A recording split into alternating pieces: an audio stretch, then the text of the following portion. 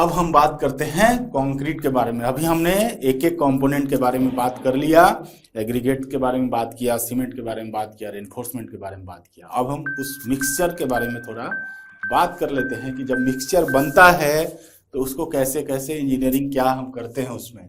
तो जब हम मिक्सचर बनाते हैं तो उस मिक्सचर को जो है हम लोग ग्रेड से निरूपित करते हैं, यानी ग्रेड से डेनोट करते हैं। There are different type of mix और वो डिफरेंट डिफरेंट टाइप का ग्रेड होता है, तो उसको हम लोग कहते हैं ग्रेड ऑफ कंक्रीट।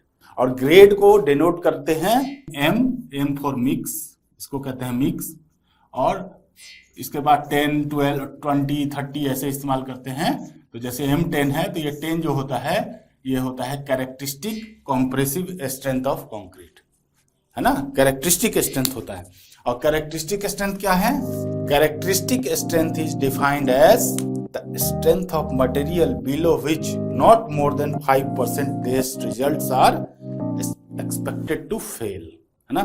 अब इसका अगर हिंदी में अर्थ समझें तो कहता है कि कैरेक्टरिस्टिक स्ट्रेंथ जो वो वाला स्ट्रेंथ है कि अगर हम लेबोरेटरी में टेस्ट करें, अगर हमारे पास 100 सैंपल हैं तो सिर्फ 5 सैंपल ही ऐसा होगा कि उस स्ट्रेंथ से रिजल्ट कम देगा।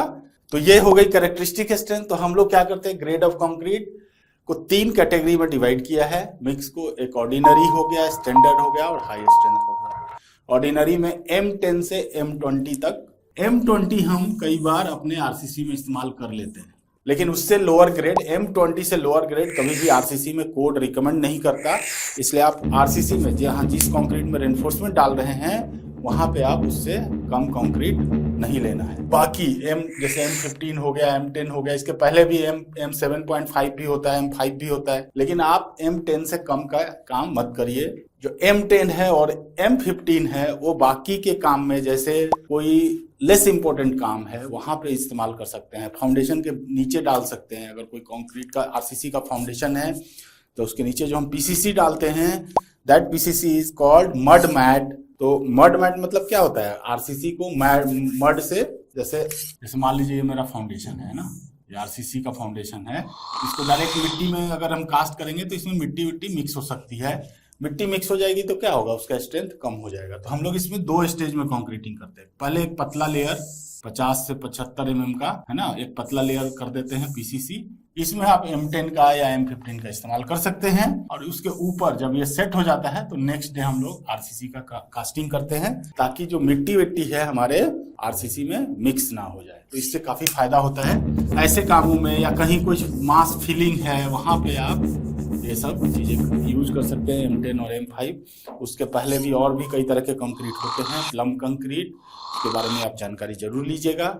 हमारे इस कोर्स का वो पार्ट नहीं है, लेकिन मैं इसलिए आपको बता रहा हूँ, इतना ज़्यादा नॉलेज आप रखेंगे उतनी आसानी होगी।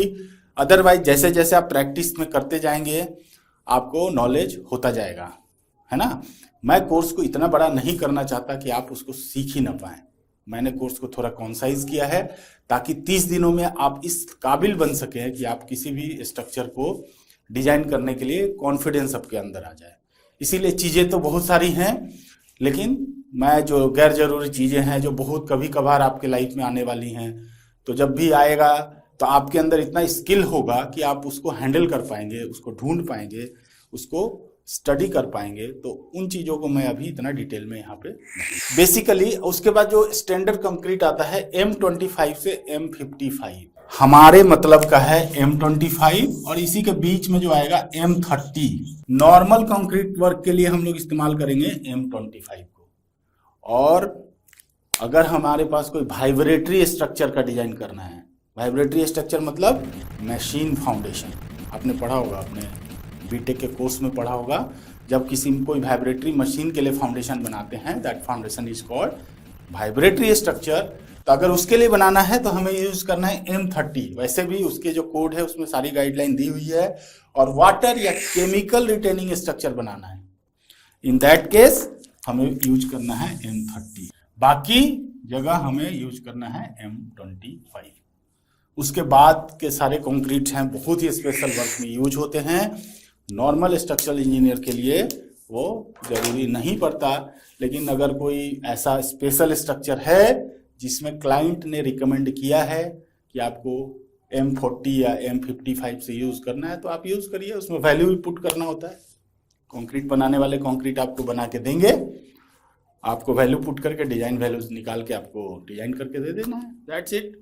उसके बाद हाई स्ट्रेंथ कंक्रीट भी होता है, M60 से M80 तक अवेलेबल है कंक्रीट। तो आपके नॉलेज के लिए बहुत कम लोग होंगे स्ट्रक्चरल इंजीनियर जिनके प्रैक्टिस में ये सारे कंक्रीट आते होंगे, तो उतने छोटे से ग्रुप के लिए ये कोर्स नहीं है। बाकी जितने भी काम हैं वो इसी से M25 M30 में सिमट जाता है, तो don't worry for that. Characteristic strength already मैंने आपको समझा दिया है।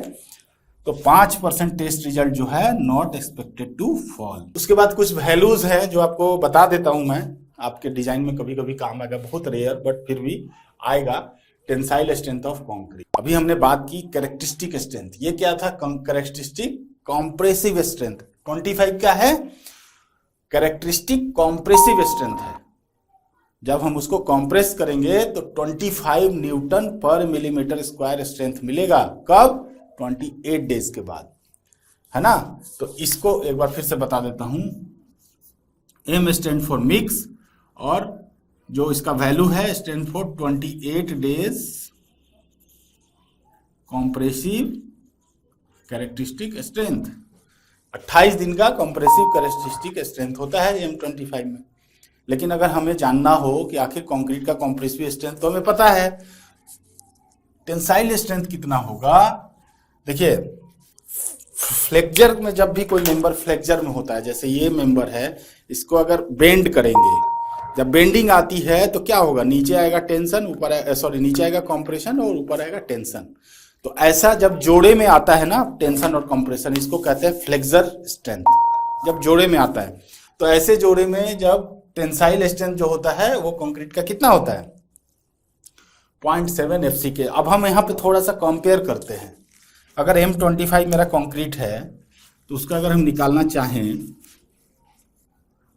है ना, अगर इसका निकालना चाहें तो क्या होगा? 0.7 इंटू 25, है ना, newton per millimetre square, this is equal to 0.7 into 5 newton per millimetre square, है ना। देखिए ये आ गया 3.5 और ये है 25। कितने परसेंट का डिफरेंस है? करीब, अगर हम परसेंटेज निकालें यहाँ, चलिए निकाल के देख लेते हैं।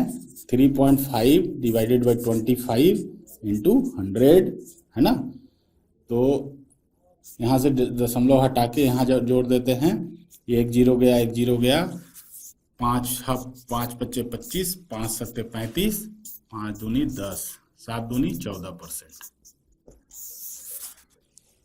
यहाँ पे क्या आया? Tensile strength is only 14% of the compressive strength M25 के केस में। तो अभी जैसा हमने जनरल बात किया था कि कई बार वो 10% भी आ सकता है किसी कंक्रीट में, हर का वो एक रफ स्टेटमेंट था, यहाँ हमने कैलकुलेट करके देख लिया। तो M25 के केस में टेंसाइल स्ट्रेंथ, वो भी फ्लेक्सरल, डायरेक्ट टेंशन नहीं है, दैट इज फ्लेक्सरल टेंशन, वो 14% होता है।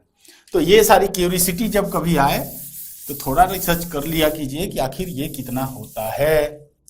उसी तरह मॉडुलस ऑफ इलास्टिसिटी कितना होता है कंक्रीट का, अगर आपके दिमाग में क्वेश्चन आता है, कई बार हमें जरूरत पड़ेगी इसकी डिजाइन में। ऐसे तो डेली जरूरत नहीं पड़ती क्योंकि हमने सबको कंबाइन करके बहुत इजी फॉर्मूले बना लिए हैं, अपने एक्सेल शीट डेवलप करेंगे, हम ऐसे काम करेंगे कि हमें इतना ज़्यादा कैलकुलेशन के अंदर फंसना ना पड़े, बट बेसिक कॉन्सेप्ट बहुत जरूरी। मॉडुलस ऑफ इलास्टिसिटी के किसको कहते हैं? Stress by strain is a constant, that constant is called Young's modulus या मॉडुलस ऑफ इलास्टिसिटी। अब इस पे मैं इतना ज्यादा लेक्चर नहीं देना चाहता, मान के चलता हूं कि आपको ये चीजें पता हैं। तो मॉडुलस ऑफ इलास्टिसिटी जो होता है EC is equal to 5000 root under FCK। इस फॉर्मूला से आप मॉडुलस ऑफ इलास्टिसिटी निकाल सकते हैं और इसका यूनिट क्या होगा? Newton per millimetre square. Newton per millimetre square में निकाल सकते हैं। अगर थोड़ी देर के लिए अगर M25 कंक्रीट का निकालना चाहें तो कितना हो जाएगा? 5000 गुना 5 इंटू 5, तो कितना हो जाएगा? 25000। तो ये होता है वैल्यू आपका modulus of elasticity of concrete.